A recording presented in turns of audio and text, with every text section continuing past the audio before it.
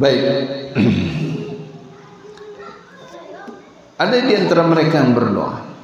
Nah, gen salaf kita berdoa, ya Allah, sesungguhnya aku meminta ampun kepada Engkau dari apa yang aku telah bertobat darinya, lalu aku kembali melakukannya. Dan aku memohon ampun kepada Engkau atas apa yang aku jadikan untuk Engkau pada diriku, namun aku tidak menepatinya. Artinya sesuatu yang diniatkan untuk Allah tapi dia tidak tunaikan. Dan aku meminta ampun kepada Engkau dari apa yang aku akui, aku klaim, ya, bahwa aku menginginkan wajah Engkau dengan sesuatu tersebut, lalu hatiku dicampuri oleh sesuatu yang sudah Engkau ketahui, yaitu riya. Ini diantara doa meminta ampun dari penyakit yang merusak keikhlasan. Ya. Artinya apa? Mereka tidak mudah mendapatkan keikhlasan, tapi mereka berusaha memerangi riya atau hal-hal lain yang merusak keikhlasan. Salah satu usaha mereka adalah dengan doa. Maka jangan lupa berdoa. Minta kepada Allah untuk memberikan kita niat yang salihah, niat yang baik, niat yang ikhlas karena Allah Subhanahu wa ta'ala. Baik. Kemudian, nah ini perlu juga kita perhatikan. Imam Asy-Sya'bi berkata, al-ilmu thalathatu ashbah. Ilmu itu ada 3 jengkal. Faman nala shibran minhu shamikha bi anfi wa dhanna annahu nalahu, wa man nala minhu shibra thani saghrat ilayhi nafsuhu wa alima annahu lam yanalhu, wa amma shibru thalithu fahayhata la yanaluhu ahadun abada. Beliau mengatakan ilmu itu ada 3 jengkal. Ini perumpamaannya, perumpamaan. Siapa yang menerima jengkal pertama, biasanya dia meninggi duangnya, sombong. Orang yang sombong biasanya dia masuk jengkal pertama dari ilmu ini, dan dia menyangka dia sudah mendapatkan ilmu. Ini orang yang masuk jengkal pertama dari ilmu. Siapa yang memasuki jengkal yang kedua dari ilmu, maka dia merasa dirinya itu sangat kecil. Dirinya itu kecil, belum ada apa-apanya. Dan dia tahu bahwa dia belum mendapatkan ilmu. Kemudian adapun jengkal yang ketiga, maka tak ada seorang pun yang mencapainya. Di sini bedanya, orang yang di jengkal pertama biasanya karena niatnya. Kenapa orang memasuki jengkal pertama ilmu banyak yang menyombongkan diri? Karena niat yang bermasalah. Ya. Kalau dia terus menuntut ilmu dan bersabar, dia akan masuk jengkal kedua, baru dia tahu diri. Artinya niat yang bermasalah pun bisa dilawan, bisa dirubah, bisa dirubah. Ya. Dan itu dengan perjuangan, Baik, kemudian Bapak Ibu yang dirahmati Allah Subhanahu wa taala, ada istilahnya oleh ulama asyahwat al-khafiyah, syahwat tersembunyi, keinginan tersembunyi pada diri seorang penuntut ilmu. Akan tetapi hal ini memiliki tanda-tanda zahir, tanda-tanda zahir. Sampai jam berapa kita? 8:30 atau Ya. Ya. Nanti jangan terlalu malam antum pulang kan. Paling jauh dari mana? Ya, Pulau Punjong, Masya Allah. Barakallahu fikum. Baik. Nah, ada namanya asyahwat al-khafiyah. Di antaranya tanda-tandanya ada. Ini untuk pedoman bagi kita, jangan sampai kita tidak sadar bahwa di hati kita ini ada keinginan tersembunyi yang merupakan bukti ketidakikhlasan dalam menuntut ilmu. Di antara tandanya, yang pertama, seorang penuntut ilmu sibuk menyibukkan diri dengan fardu kifayah dan mengabaikan yang fardu ain. Apa contohnya? Ya.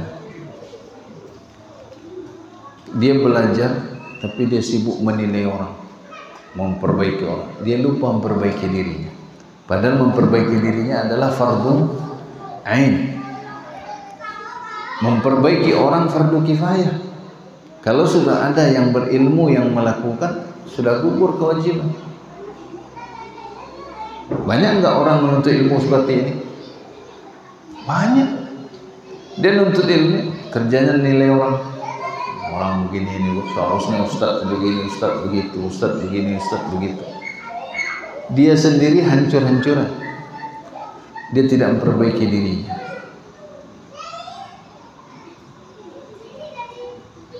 Dia lalai. Ya, dia sibuk dengan yang fardu kifayah. Baik. Atau dia menyibukkan diri dengan ilmu ijtihad sebelum dia mapan dalam ilmu-ilmu utamanya. Akhirnya dia melalaikan yang pokok dan sibuk dengan perkara-perkara cabang. Perkara-perkara cabang. Ya.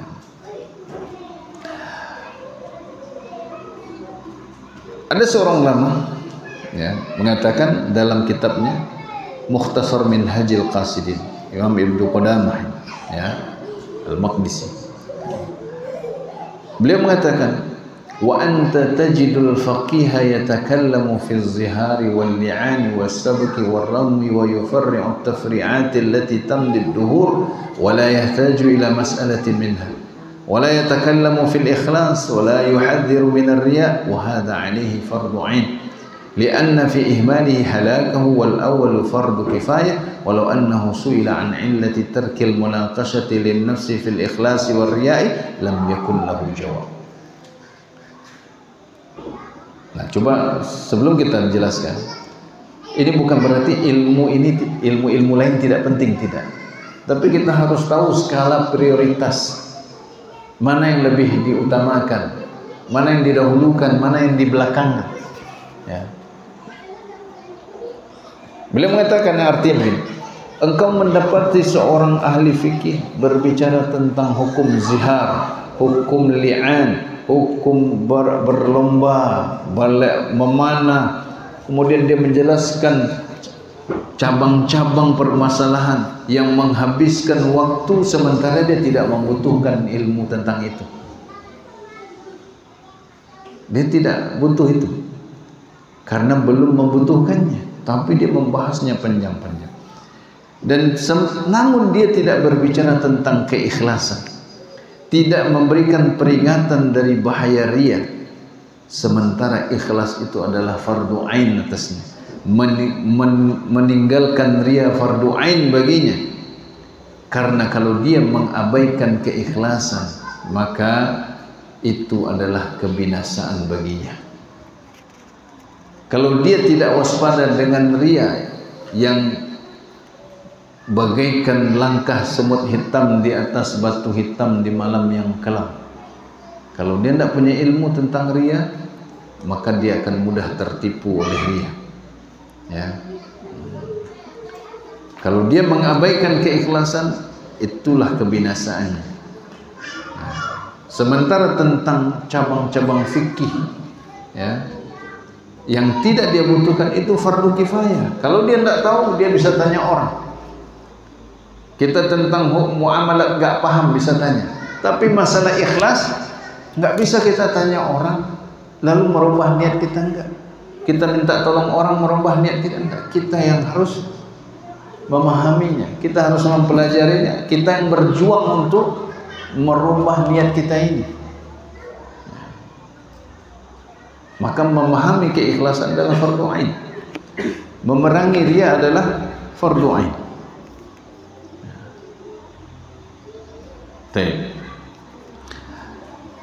Nah, kemudian seandainya dia ditanya apa sebab dia tidak berdiskusi dengan dirinya mengenai keikhlasan dan riya, maksudnya dia kenapa dia tidak membahas ikhlas, tidak takut akan riya, dia nggak akan punya jawaban.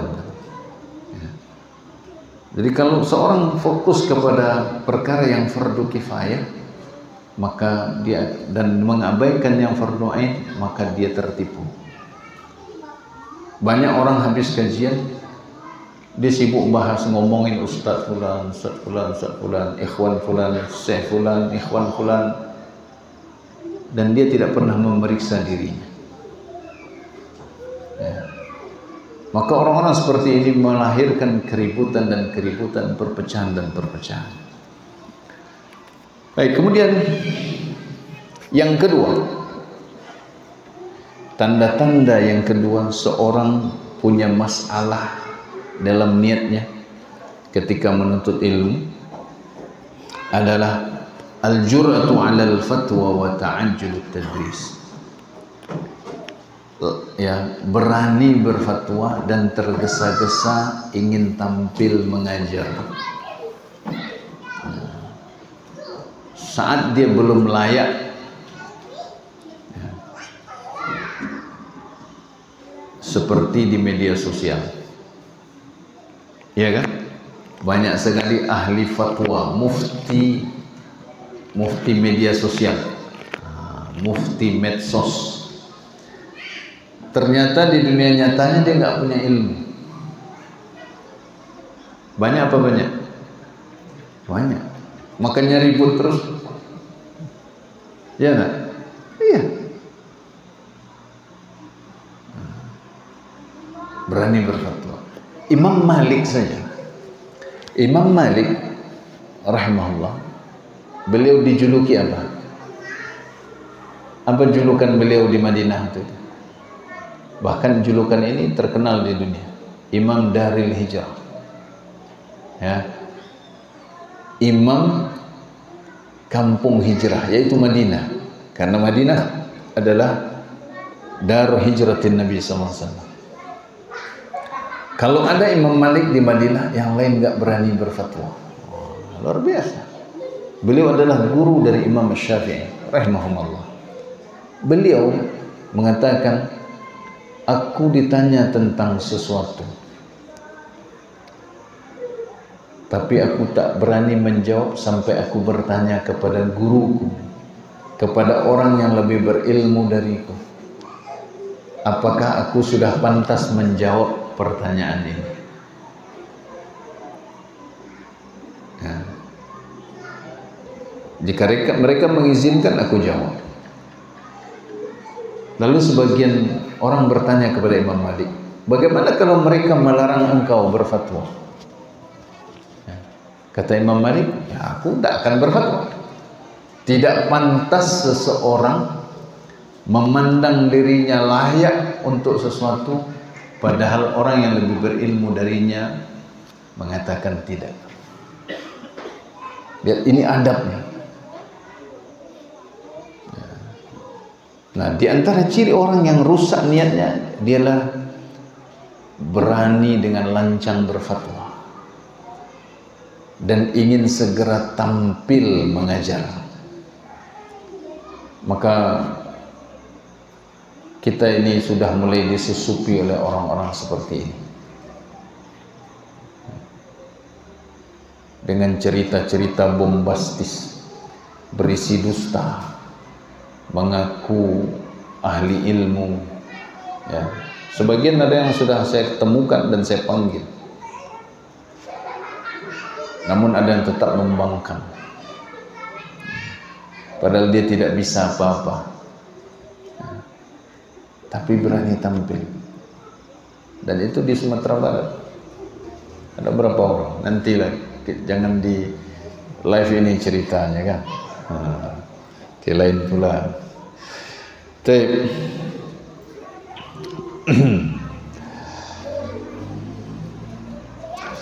Imam Abu Daud dalam Masail Abu Daud, dalam kitab beliau mengatakan, ya, ma uhsi ma sami'tu Ahmad su'ila an kathirin mimma fihi al-ikhtilaf fil ilmi fa yaqulu la adri. Ini sekelas Imam Ahmad, gurunya Imam Abu Daud, ya.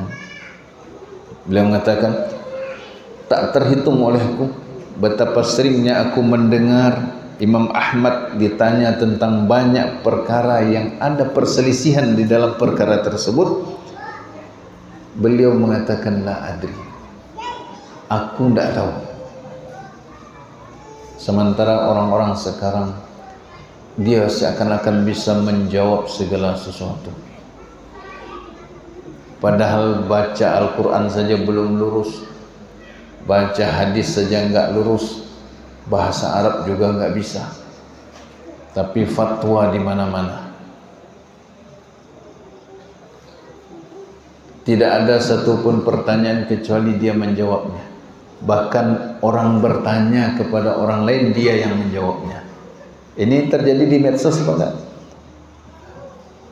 Orang bertanya ke seorang ustaz misalnya. Ustaznya belum baca, mungkin belum sempat jawab karena kesibukan.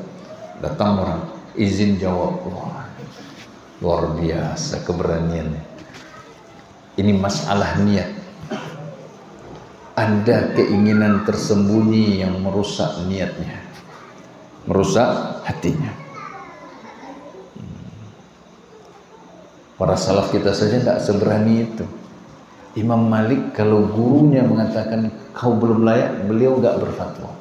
Sekarang gurunya mengatakan kau belum layak, dakwah ini merdeka. Lalu artinya merdeka apa? Orang bodoh juga berhak tampil. Bukan itu makna dakwah merdeka. Ya. Kemudian juga Imam Ahmad mengatakan, ma ra'aitu mithla ibni Uyainah fil fatwa ahsana futya minhu kana ahwana alaihi an yaqula la adri. Aku tak melihat orang seperti Imam Sufyan ibn Uyainah dalam fatwa. Tidak ada orang yang lebih baik dari beliau dalam berfatwa. Sangat mudah bagi Imam Sufyan ibn Uyainah untuk mengatakan aku tidak tahu.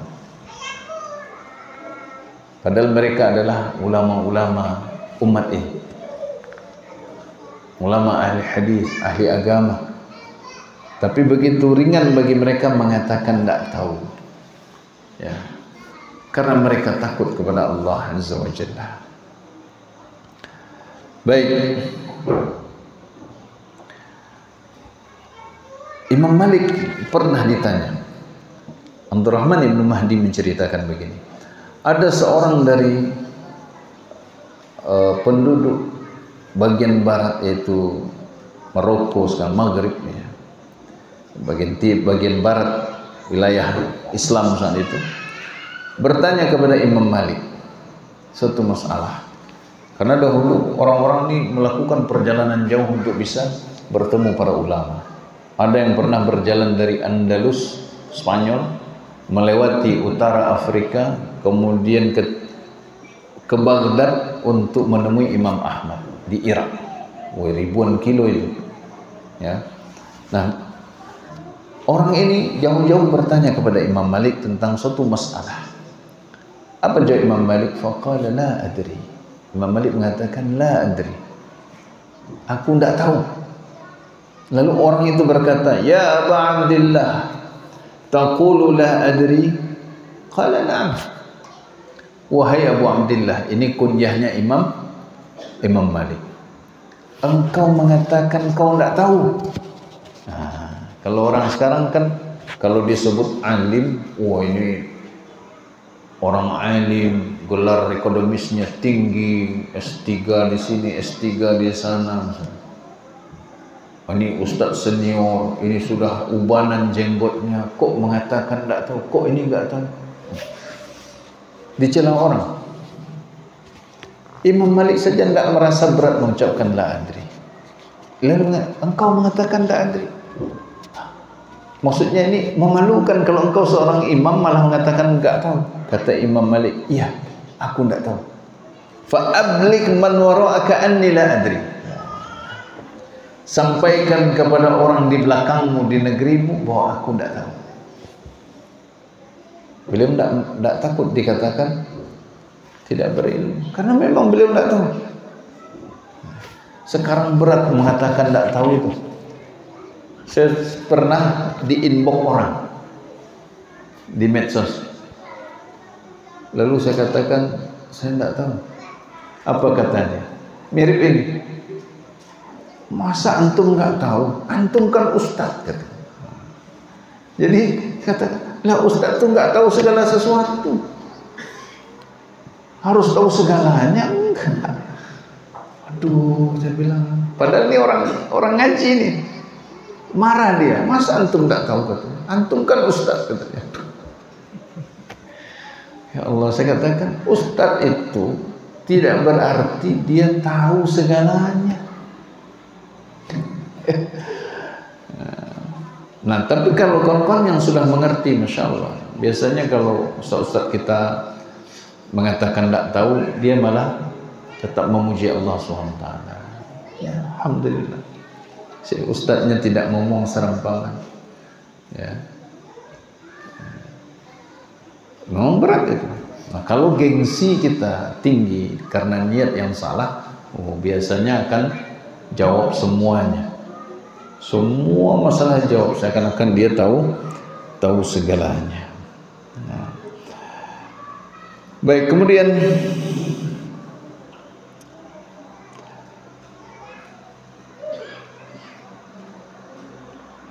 Abdullah ibnu Ahmad, anaknya Imam Ahmad bin Hanbal, beliau mengatakan, aku mendengar bapakku, ayahku sering ditanya tentang suatu perkara, lalu beliau mengatakan la adri. Sering aku mendengar ayahku kalau ditanya tentang perkara-perkara, beliau menjawab la adri. Ya, la adri. Dan beliau kadang bersikap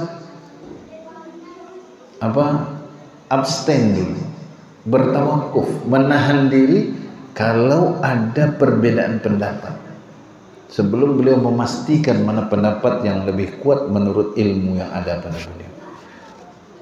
Dan betapa seringnya beliau mengatakan, kata anaknya, wa katsiran ma kana yaqul sal ghairi.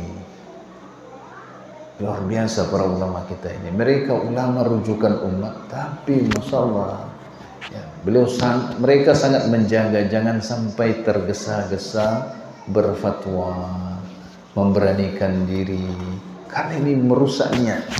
Beliau mengatakan, tanya selainku. Jika dikatakan kepada beliau, man nas'al, lalu siapa yang akan kami tanya? Kata beliau, salul ulama, ya, tanyakan para ulama.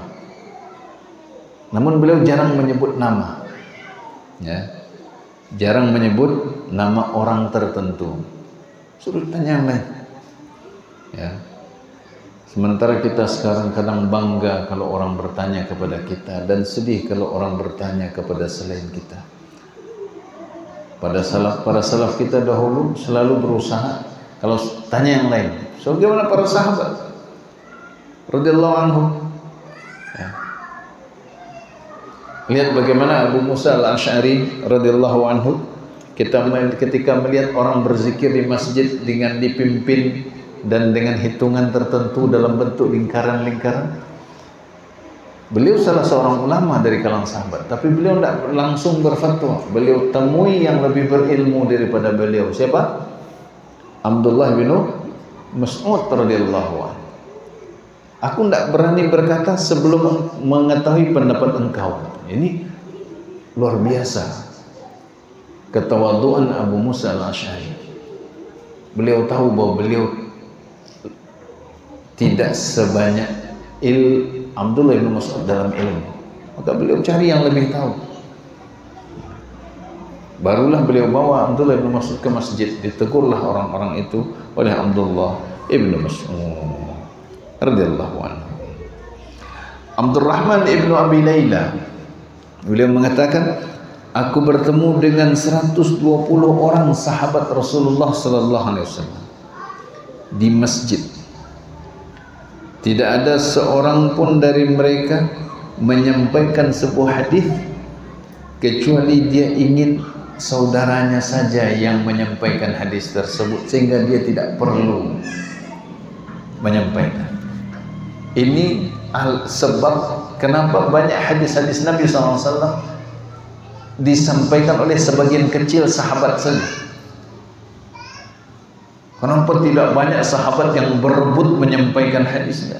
Karena mereka sangat berharap saudaranya saja yang menyampaikan hadisnya. Kita kan sering dengar tuh hadis dari Umar bin Khattab. Cuma Umar bin Khattab yang meriwayatkannya, yang menyampaikannya. Itu bukan berarti hadis ini cuma beliau yang tahu, tidak. Tapi sahabat-sahabat itu menahan diri. Ya. Tidak ada seorang pun dari mereka yang berfatwa kecuali dia sebenarnya ingin saudaranya saja yang berfatwa. Sahabat yang lain saja yang berfatwa. Ini karena hati yang bersih, karena niat yang ikhlas, tidak ada penyakit di dalamnya. Baik. Apa kita cukupkan dulu? Atau kita lanjutkan? Kita lanjutkan dulu. Baik, yang selanjutnya. Di antara tanda yang zahir yang menunjukkan adanya keinginan tersembunyi di dalam hati seorang penuntut ilmu adalah dia sangat suka berdebat. Yashtahi al-munazarah wa yabhathu 'anil jadal wa yukthiru al-kalam wa yahrifu bima la ya'lam. Yaitu dia sangat suka berselera, tapi selironyo kalau bahasa orang Minang, ya,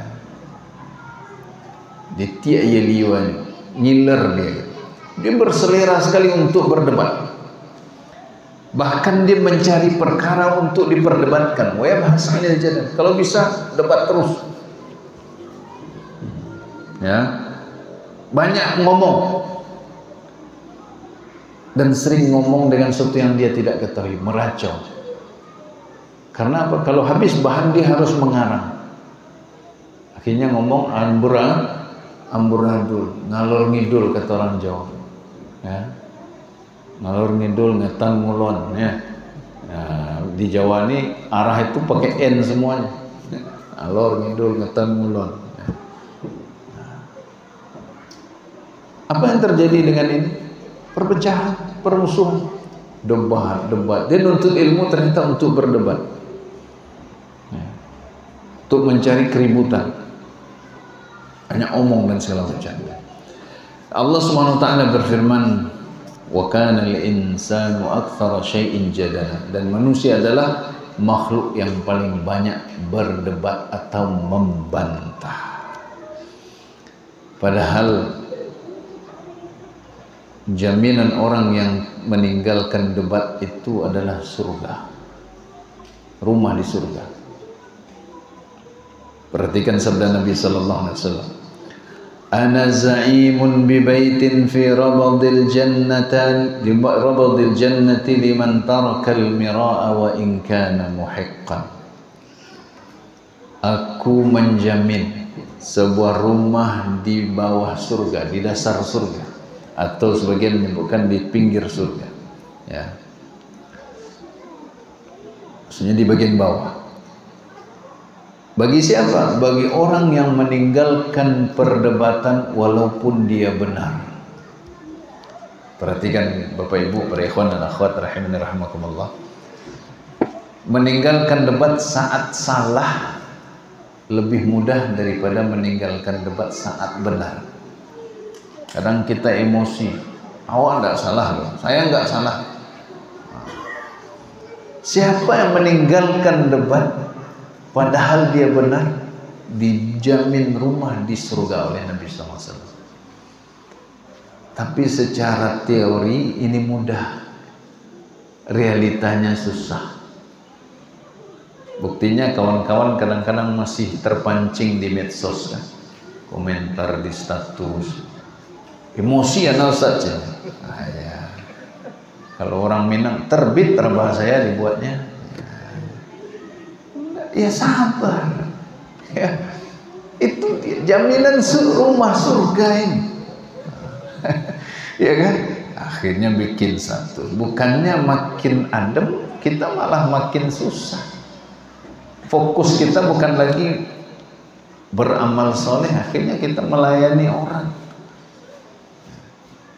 Nah, ini saya ingatkan kepada kawan-kawan nih yang masih suka debat di grup WA, di Facebook lah, di inilah itulah, sampai emosian bikin status yang enggak ya. Berbahagialah dengan menyambut jaminan Nabi Muhammad sallallahu alaihi wasallam. Ini bukan saya yang jamin nih, ini Nabi sallallahu alaihi wasallam.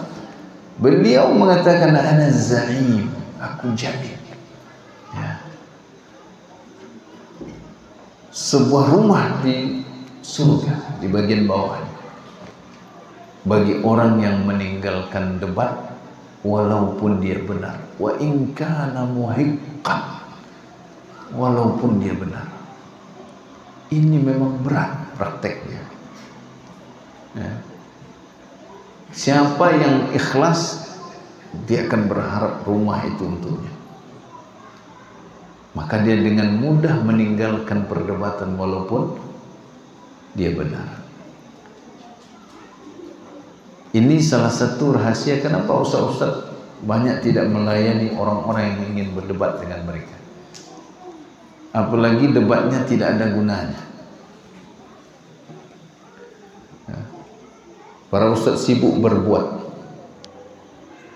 sehingga hasilnya nampak. Ya.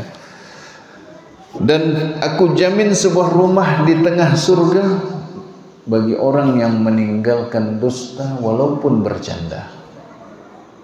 Nah, bercanda jangan dusta.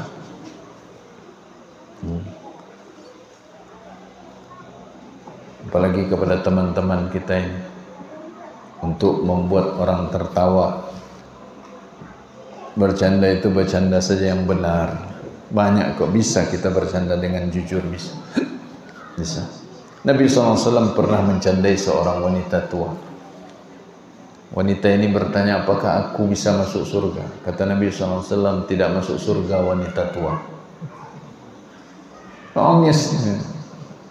Lalu Nabi SAW mengatakan, iya wahai wanita nenek, nanti kalau engkau masuk surga, engkau dalam keadaanmu muda. Nah, kan benar itu. Nah, benar itu. Juga ada seorang wanita Ansar kalau tidak salah datang mengadukan suaminya atau menanyakan sesuatu tentang suaminya, lalu katakan, oh suamimu yang ada putih-putih di matanya itu.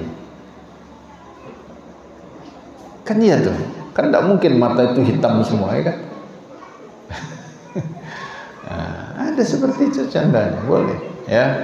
Nah, tapi jangan banyak-banyak, sekali-sekali saja. Karena kalau garam terlalu banyak asin, tidak lezat ya. Maka kalau terlalu banyak bercanda, kadang akhirnya muncul permusuhan. Baik, kemudian dan aku jamin sebuah rumah di bagian paling tinggi surga bagi siapa yang baik akhlaknya. Nah, jangan sampai setelah kita ngaji akhlaknya buruk. Dulu santun, setelah ngaji kasar. Dulu beradab ke orang tua, setelah ngaji suka melawan. Apa dosa yang paling besar? Dosa yang paling besar apa? Syirik. Kalau orang tua berbuat syirik, apa perintah Allah SWT? wa in jahadaka ala an tusyrika bima laysa laka bihi ilmun fala tuti'hum wa sahibhuma fid dunya ma'rufa. Jika kedua orang tuamu memaksa engkau untuk menyekutukan aku dengan sesuatu dan tidak ada ilmumu tentangnya, maka jangan engkau taati keduanya, dan bergaulilah atau perlakukanlah mereka berdua di dunia dengan ma'ruf, dengan baik. Bahkan dosa syirik orang tua tidak boleh membuat kita berlaku kasar kepada keduanya.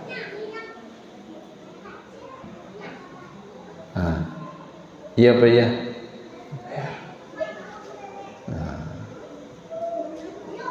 Apalagi kepada sesama yang muslim yang sudah bertauhid. Tidak ada alasan kita untuk berlaku berakhlak buruk atau beradab buruk kepada sesama. Bahkan Nabi SAW adalah teladan dalam akhlak dan adabnya. Baik. Nampaknya kita cukupkan dulu ya, insyaallah ya. Terakhir ucapan Imam Al-Auza'i ya, biar bapak ibu ini enggak terlalu malam pulangnya, kasihan gelap. Imam Al-Auza'i berkata, idza aradallahu biqaumin syarran fataha 'alaihimul jadal wa mana'ahumul 'amal. Jika Allah menginginkan keburukan untuk suatu kaum, Allah bukakan perdebatan untuk mereka dan Allah halangi mereka dari amal. Ini karena niat mereka yang salah dalam menuntut ilmu. Maka mereka terhalang dari kebaikan, yaitu mengamalkan ilmu, dan mereka terjerumus ke dalam keburukan, yaitu berilmu untuk berdebat.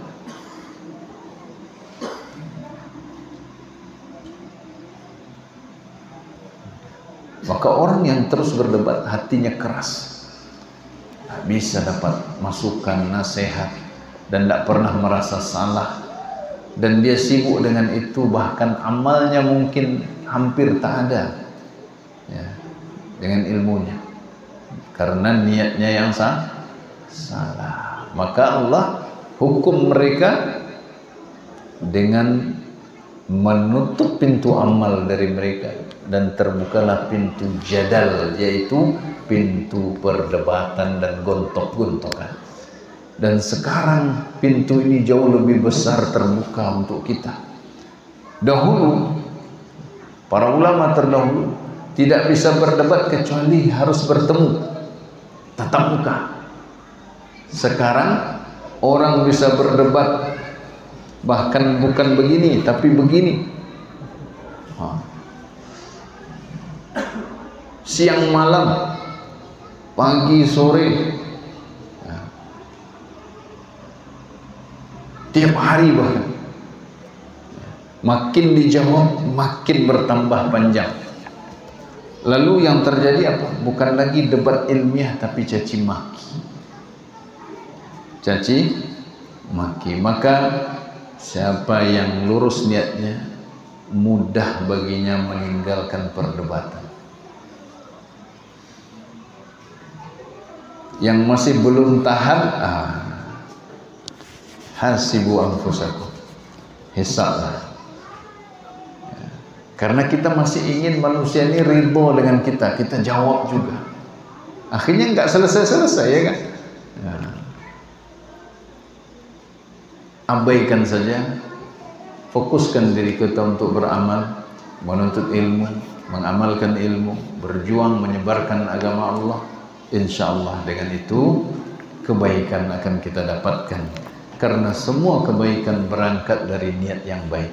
Amal yang baik kalau niatnya tidak baik sia-sia, ya. Dan niat yang baik adalah awal dari segala kebaikan. Demikian kita cukupkan. Barakallahu li wa lakum. Mohon maaf atas segala kekurangan. Subhanakallahumma wa bihamdika asyhadu an la ilaha illa anta astaghfiruka wa atubu ilaik. Wassalamualaikum warahmatullahi wabarakatuh.